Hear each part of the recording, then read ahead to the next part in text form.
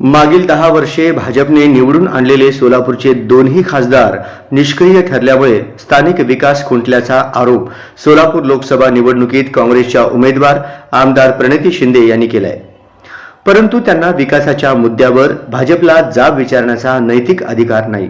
यापूर्वी 65 वर्षात विकास न केलेल्या काँग्रेस नेतृत्वाकडून आता 10 वर्षातील विकास कसा मागितला जातो असा सवाल या मतदारसंघातील भाजपचे उमेदवार आमदार राम सातपुते यांनी केलाय। अक्कलकोट तालुक्यात जेऊर व अन्य गावांमध्ये आयोजित प्रचार सभांमध्ये आमदार सातपुते यांनी काँग्रेसवर टीकास्त्र सोडताना विकास कामांचा दावा केला।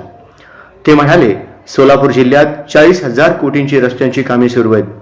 जल जीवन मिशनच्या माध्यमातून सर्वसामान्यांच्या घरापर्यंत पाणी पोहोचवण्याचा प्रयत्न पंतप्रधान नरेंद्र मोदी करत आहेत। रेल्वे स्थानक, विमानतळाचा विकास करण्यात येत आहे असे सांगत सातपुते यांनी पंतप्रधान नरेंद्र मोदी हेच भाजपचे उमेदवार समजून मतदारांनी साथ द्यावी असे आवाहन केले।